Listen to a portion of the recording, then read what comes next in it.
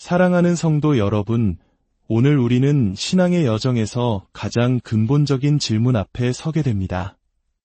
바로 우리는 하나님을 어떻게 예배해야 하는가입니다. 이 시간 잠시 세상의 소음에서 벗어나 오직 주님의 말씀에 귀 기울이는 거룩한 시간이 되기를 소망합니다. 이 귀한 말씀의 은혜가 더 많은 영혼에게 닿을 수 있도록 이 영상을 나누고 구독과 좋아요로 함께 해주신다면 주님의 축복이 여러분의 나눔 위에 더욱 풍성히 임할 것입니다. 이제 우리의 마음을 열고 하나님께서 우리에게 보여주시는 참된 예배의 신비 속으로 함께 들어가 보겠습니다. 성경은 그 광경이 너무나 무서웠다고 기록합니다. 모세조차 내가 심히 두렵고 떨린다 라고 말할 정도였습니다. 잠시 멈추어 생각해 봅시다. 히브리서 기자는 지금 우리에게 신약시대의 예배가 무엇이 아닌지를 먼저 보여주고 있습니다. 우리는 더 이상 구약시대의 이스라엘 백성들이 섰던 그 무서운 산 앞에 나아가지 않습니다. 하나님께서 모세에게 십계명을 주시기 전 이스라엘 백성들을 부르셨던 시내산의 풍경을 기억하십니까? 우리는 대부분 출애굽기 20장에 기록된 십계명의 내용은 잘 알고 있습니다. 하지만 그 십계명이 주어지기 직전의 상황, 즉 출애굽기 19장의 장엄하고도 두려운 배경에 대해서는 깊이 생각해보지 않는 경우가 많습니다. 바로 그곳에서 하나님께서는 친히 그의 거룩한 산에 강림하셨습니다. 그리고 옛 언약의 중보자였던 모세를 짙은 구름 속으로 부르시어 얼굴과 얼굴을 마주하여 말씀하셨습니다. 하지만 이 모든 일이 일어나기 전 하나님은 모세에게 명령하셨습니다. 백성들에게 시내 산기슭 주위의 경계선을 정하고 절대로 그 선을 넘지 못하게 하라고 말입니다. 만약 누구라도 그 경계선을 넘는다면 그는 반드시 죽임을 당할 것이었습니다. 심지어 그들이 기르던 가축 한 마리가 산 안으로 헤매어 들어가도 화살에 맞거나 돌에 맞아 죽어야 했습니다. 백성들은 산기슭에 가까이 오는 것조차 허락되지 않았습니다. 먼저 3일 동안 철저한 정결 예식을 거쳐야만 했습니다. 그들은 산 앞에 서기 전 자신의 옷을 빨아야 했습니다. 하나님께 나아갈 때 우리가 어떤 옷을 입는지가 정말 중요할까요? 슬리퍼에 반바지 차림은 괜찮을까요? 만약 시내산에서 그런 복장으로 서 있었다면 당신은 그 자리에서 즉사했을 것입니다. 하나님의 백성과 그들의 하나님 사이의 만남은 결코 가볍거나 일상적인 사건이 아니었습니다. 그것은 결코 무심코 지나칠 수 있는 순간이 아니었습니다. 복잡하고 엄격한 정결 예식과 준비를 마친 후에야 하나님께서는 불과 번개 그리고 빽빽한 구름과 함께 내려오셨습니다. 히브리서 기자가 회상하듯이 그 산은 불에 타올랐고 흑암과 어둠과 폭풍으로 가득했습니다. 그러나 히브리서 기자는 말합니다. 우리가 예배하러 가는 곳은 바로 그곳이 아니라고 말입니다. 우리는 폭풍 속에서, 흑암 속에서, 어둠 속에서 하나님 앞에 나아가지 않습니다. 그렇다면 우리가 드리는 공동체 예배의 중심, 그 장소는 어디일까요? 우리는 어디에서 하나님을 예배합니까? 성경은 이렇게 증언합니다.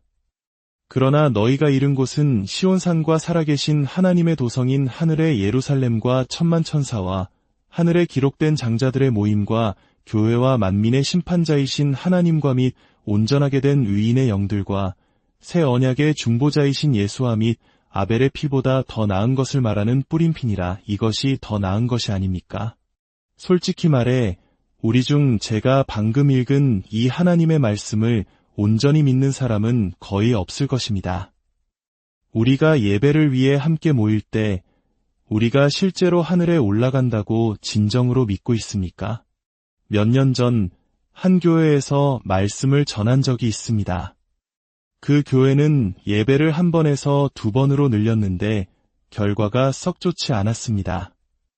두 번째 예배에는 800명 정도가 모였지만 제가 말씀을 전하게 된 첫 예배에는 고작 35명 정도만 앉아 있었습니다. 저는 그 텅 빈 거대한 예배당을 둘러보며 말했습니다. 오늘 아침 제가 혹시 긴장한 것처럼 보이더라도 너그럽게 이해해 주시기 바랍니다. 저는 이렇게 엄청나게 많은 청중 앞에서 말씀을 전할 때면 늘 위축되곤 합니다. 모두가 웃었습니다. 저는 진지하게 다시 말했습니다. 농담이 아닙니다. 여러분은 지금 이 회중의 규모가 얼마나 거대한지 알고 계십니까? 사람들은 제가 무슨 약이라도 한 사람처럼 저를 쳐다보았습니다. 저는 그들에게 방금 읽었던 히브리서 말씀을 읽어주었습니다. 그리고 물었습니다. 여러분, 우리가 주일 아침 교회 문턱을 넘을 때 우리는 단순히 세속적인 공간에서 거룩한 공간으로 평범한 곳에서 비범한 곳으로 이동하는 것만이 아님을 이해하십니까? 우리는 지상에서 천상으로 옮겨가는 것입니다. 만약 당신이 예수 그리스도 안에 있고 그리스도께서 당신 안에 계시다면 당신은 그분과 신비로운 연합을 누리고 있으며 그분 안에 있는 다른 모든 사람들과도 연합되어 있습니다. 이는 단지 우리 지역교회의 성도들만을 의미하는 것이 아닙니다. 모든 시대의 교회와 연합되어 있다는 뜻입니다.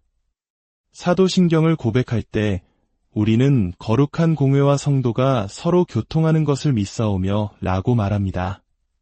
성도의 교제란 무엇을 의미할까요? 이는 거룩한 자들의 공동체, 즉 하나됨을 의미합니다. 이것이 바로 초기 교회가 교리의 고백에서 교회가 하나라고 선언한 이유 중 하나입니다. 교회는 거룩하고 보편적이며 사도적이지만 무엇보다도 하나입니다. 공동체 예배 안에서는 깊은 연합이 일어납니다. 한 그리스도인은 그곳에 있는 모든 다른 그리스도인과 연합됩니다. 그렇기에 공동체 예배는 바로 성도들을 위해 하나님 앞에서 성도들이 교제하도록 설계된 것입니다. 우리는 예배의 장소가 땅이 아니라 하늘이라는 것을 알게 되었습니다. 그렇다면 예배의 참여자는 누구일까요? 히브리서 기자는 말합니다. 우리는 살아계신 하나님의 도성, 하늘의 예루살렘에 이르렀다고, 그리고 셀 수 없이 많은 천사들의 총회에 이르렀다고 말입니다. 오늘 예배의 출석 인원은 몇 명입니까? 수천의 천사들입니다. 그 천사들은 무엇을 하고 있을까요? 그들은 하늘의 성가대에 참여하여 스랍들과 함께 거룩하라, 거룩하라, 거룩하다, 만군의 주 하나님이여 라고 화답하며 노래하고 있습니다. 이 얼마나 엄청난 성가대입니까? 때로 우리는 우리 교회의 성가대원이 더 많았으면 하고 바라지만 어쩌면 어느 날 하늘에서 이런 음성이 들릴지도 모릅니다. 내가 너희를 위해 마련한 성가대로는 부족하냐? 우리는 천사들의 무리 가운데 있는 것입니다. 문제는 우리가 그들을 볼 수 없다는 것입니다. 구약의 사람들은 신의 산의 연기와 번개를 볼 수 있었지만 우리는 지금 당장은 우리 눈에 보이지 않는 하늘의 지성소로 들어갑니다. 우리는 천사들의 노랫소리를 들을 수 없습니다. 하지만 그들은 분명히 거기에 있으며 이 예배의 경험에 함께 참여하고 있습니다. 또한 우리는 장자들의 총회와 교회에 이릅니다. 모든 피조물 가운데 첫 아들은 누구십니까? 죽은 자들 가운데서 먼저 나신 분은 누구십니까?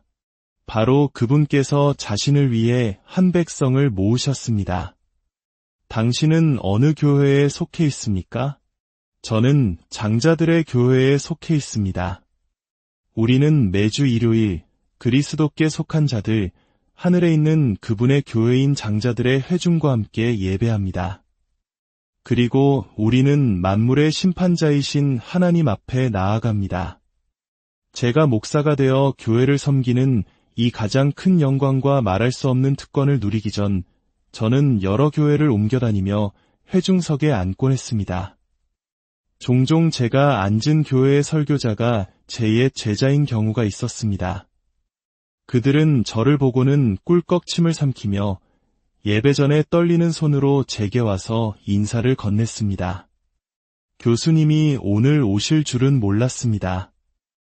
준비를 더 잘했어야 했는데 라며 제가 회중석에 있다는 사실에 얼마나 위축되었는지 늘어놓곤 했습니다. 저는 묻곤 했습니다. 그게 그렇게 신경 쓰이나? 네. 자네는 매주 일요일 아침 전능하신 하나님 앞에서 설교해야 하는데 내가 왜 신경 쓰이는가? 히브리서 기자는 말합니다. 우리는 하늘의 도성, 하늘의 성막으로 들어간다고. 그곳에는 장자가 계시고 셀 수 없는 천사들의 무리가 있으며 하나님 자신이 친히 임재해 계십니다. 또 누가 있습니까? 온전하게 된 의인들의 영들이 있습니다. 바로 우리보다 앞서 믿음의 경주를 마치고 천국에 있는 모든 시대의 성도들입니다. 우리가 드리는 찬양과 예배는 단순히 한 세대만을 위한 것이 아닙니다. 위대한 찬송가와 과거의 예배의식들은 수세기를 뛰어넘고 계층을 넘어서며 연령대를 아우릅니다. 교회는 10대들만을 위해 만들어진 곳이 아닙니다. 우리가 거룩하시다를 부를 때 어린 아이들조차 그 장엄함을 기억하게 됩니다. 왜냐하면 그 선율은 너무나 풍성하고 가득 차서 수세기에 걸친 성도들의 교제를 어루만지기 때문입니다. 주일 아침 예배에 참석한 이들, 즉 온전케 된 의인들의 영들도 그 예배를 함께 기뻐하고 있습니다. 마지막으로 우리는 새 언약의 중보자이신 예수와 아벨의 피보다 더 나은 것을 말하는 뿌린 피 앞에 나아갑니다. 우리는 그리스도의 임재 안으로 들어갑니다. 우리는 담대히 그분의 임재 앞에 나아가도록 초대받았습니다. 그러나 담대함으로의 초대는 결코 오만함으로의 초대가 아닙니다. 이 자리에 있는 그리스도인 중 누구라도 만약 주 예수 그리스도께서 지금 저 문으로 걸어들어와 당신 앞을 지나가신다면 어이, 예수, 만나서 반가워, 친구, 라고 말할 사람은 아무도 없을 것입니다. 여러분은 그분 앞에 얼굴을 대고 엎드려 경배할 것입니다. 바로 그분을 여러분은 주일 아침에 만나러 가는 것입니다. 당신은 그분의 임재 속으로, 하나님의 임재 속으로, 천사들의 임재 속으로 들어가는 것입니다. 그렇다면 우리는 스스로에게 물어야 합니다. 하늘의 지성소에 들어갈 때 어떤 행동이, 어떤 활동이 합당한가? 히브리서 기자는 새 언약의 예배가 아벨의 것보다 더 낫다고 말합니다. 이는 아벨의 예배가 교회의 시작, 즉 공동체 예배의 원형과 같았음을 암시합니다. 히브리서 11장 4절은 이렇게 말합니다. 믿음으로 아벨은 가인보다 더 나은 제사를 하나님께 드림으로 의로운 자라 하시는 증거를 얻었으니 하나님이 그 예물에 대하여 증언하심이라. 그가 죽었으나 그 믿음으로써 지금도 말하느니라. 창세기 4장을 보면 가인은 땅의 소산으로 제물을 삼아 여호와께 드렸고 아벨은 자기 양의 첫 새끼와 그 기름으로 드렸습니다. 여호와께서 아벨과 그의 제물은 받으셨으나 가인과 그의 제물은 받지 않으셨습니다. 이 본문에서 우리가 배우는 첫 번째 교훈은 이것입니다. 하나님께서는 그분께 드려지는 모든 형태의 예배를 받으시는 것은 아니라는 사실입니다. 이것은 두려운 생각입니다. 만약 당신의 예배가 그분께 받아들여지지 않는다면 어떡합니까? 만약 당신의 예배가 그분을 불쾌하게 한다면, 만약 나의 예배가 그분을 기쁘시게 하지 못한다면 어떻게 해야 합니까? 만약 나의 예배가 그분을 기쁘시게 하지 못한다면 저는 제 예배를 바꿔야 합니다. 그리고 어떤 종류의 예배가 그분을 기쁘시게 하는지 알아내야 합니다. 사람들은 종종 하나님께서 아벨의 제물은 받으시고 가인의 제물은 받지 않으신 이유가 아벨의 것이 피의 제사였기 때문이라고 쉽게 대답합니다. 하지만 구약 성경에서 하나님 자신이 곡식 제물이나 소제물을 기쁘게 받으신 적이 없었습니까? 문제의 핵심은 제단 위에 무엇이 놓였는지가 아닙니다. 히브리서는 말합니다. 믿음으로 아벨은 더 나은 제사를 드렸다고. 차이점은 하나는 믿음으로 드려진 찬양의 제사였고 다른 하나는 믿음이 없었다는 것입니다. 가인의 예배 행위는 하나님이 아니라 가인 자신에게 중심이 맞추어져 있었습니다. 하나님을 영으로 예배한다는 것은 우리 영혼의 가장 깊은 곳에서부터 마음으로부터 예배하는 것을 의미합니다. 육신이나 겉모습으로 혹은 단순히 기계적인 반복으로 드리는 것이 아닙니다. 이스라엘 백성들은 형식과 절차는 따랐지만 예레미야 선지자가 지적했듯이 그들의 마음은 거짓된 말에 의지하고 있었습니다. 또한 진리가 조금 부족하더라도 열정만 가득한 예배는 어떻습니까? 성경에 기록된 가장 열광적인 예배, 가장 많은 사람이 모였던 예배는 모세가 산 위에 올라가 있는 동안 이스라엘 백성들이 금송아지 주위에서 춤추며 드렸던 예배였습니다. 그곳에는 열정이 있었고 수많은 사람이 있었고 흥분이 있었지만 진리가 없었습니다. 그것은 거짓 예배였습니다.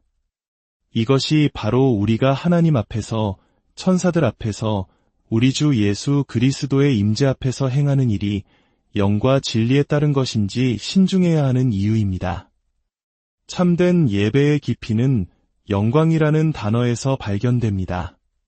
종교개혁의 5대 솔라 중 하나인 솔리데오 글로리아, 오직 하나님께만 영광을 돌린다는 의미입니다. 영광이라는 단어의 히브리어 원어인 카보드는 본래 무거움이라는 의미를 담고 있습니다. 이는 하나님의 영광이 그분의 존엄성, 이엄, 거룩함의 무게감을 묘사한다는 것을 의미합니다. 우리는 종종 깊이 있고 심오한 이야기를 들었을 때 이야기가 참 무겁다고 표현합니다. 반대로 누군가 우리를 피상적으로 대할 때 나를 가볍게 본다고 말합니다. 이것이 우리 예배를 측정하는 또 다른 기준이 되어야 합니다. 우리의 예배는 가볍습니까? 아니면 무겁습니까? 우리가 예배하는 그분은 가벼운 분입니까? 아니면 무게감 있는 분입니까? 문제는 오래된 음악과 새로운 음악의 차이가 아닙니다. 좋은 음악과 나쁜 음악의 차이이며 실체가 있는 음악과 경박한 음악의 차이입니다. 너무 가벼워서 순간적으로는 즐거움을 줄 수 있지만 결국 사람들은 이것이 전부인가? 라고 묻게 될 것입니다. 위대한 신학자 아우구스티누스는 예배에 대해 말하며 그라비타스, 즉 장중함 또는 진지함이라는 단어를 사용했습니다. 우리의 예배는 우리가 예배하는 대상의 무게감을 반영하는 특정한 장중함으로 특징 지어져야 합니다. 내가 하나님의 임재 앞에 나아갈 때 나는 경외심과 숭배에서 비롯된 엄숙함을 가지고 나아갑니다. 전설적인 야구선수 베이브 루스가 영국 왕을 만났을 때의 일화가 있습니다. 그는 왕을 만나기 전 군주를 어떻게 대해야 하는지에 대한 궁중 예법을 교육받았습니다. 하지만 마침내 왕을 보자마자 그는 이렇게 말했습니다. 안녕, 왕. 잘 지내. 그는 왕을, 그 지위의 존엄성을 가볍게 대했습니다. 영광이 아닌 가벼움으로 말입니다. 사랑하는 여러분, 이것이 우리가 주일마다 직면하는 현실입니다. 우리는 예배를 통해 왕 중의 왕이신 하나님의 보좌 앞으로 나아갑니다. 그곳은 가벼움과 경박함이 설 자리가 없는 곳입니다. 그곳은 우리의 전 존재를 다해 그분의 무한한 가치와 무게감, 즉 그분의 영광을 인정하고 높여드리는 자리입니다. 부디 우리의 예배가 가인의 예배가 아닌 아벨의 예배가 되기를 바랍니다. 우리의 예배가 형식과 감정에만 머무는 것이 아니라 영과 진리로 드려지는 산제사가 되기를 소망합니다. 우리가 예배의 자리에 나아갈 때마다 우리는 하늘의 지성소에 들어서며 천만천사와 모든 시대의 성도들과 함께 전능하신 하나님 앞에 서 있다는 사실을 기억합시다. 그리고 그 거룩하고 영광스러운 임재 앞에서 합당한 경외와 찬양을 올려드리는 저와 여러분이 되기를 주님의 이름으로 축원합니다. 주님의 평안이 여러분의 삶과 가정에